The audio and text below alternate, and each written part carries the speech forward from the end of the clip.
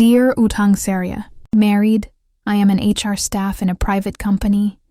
I am also active in church. I earned enough for our family.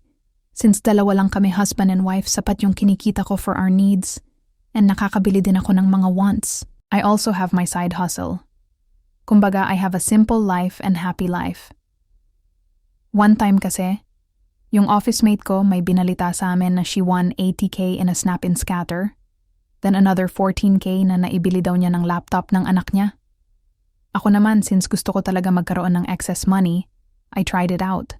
Nung una, simply minds games lang na nagbebet ako ng 50. Sobrang kaba ko na pag laging bomba ang napipindot ko. One day I bet 2 pesos in Super Ace and I won 700, then 2,500, then another wins. Doon na ako nagtuloy-tuloy ka Utang Serye. Pero sa sunod kong mga games, super talo na ako na. To the point na gusto kong maibalik lahat ng naipatalo ko. I loan in Pag-ibig. Nasanla ko ATM ko. Sumama ako sa paluwagan. At doon din naubos sa kakahabol ko sa mga losses ko. Now, stress na ako kung paano ako makakabalik sa dating life na meron ako.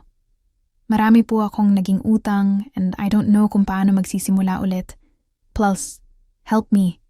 I'm lost and down right now.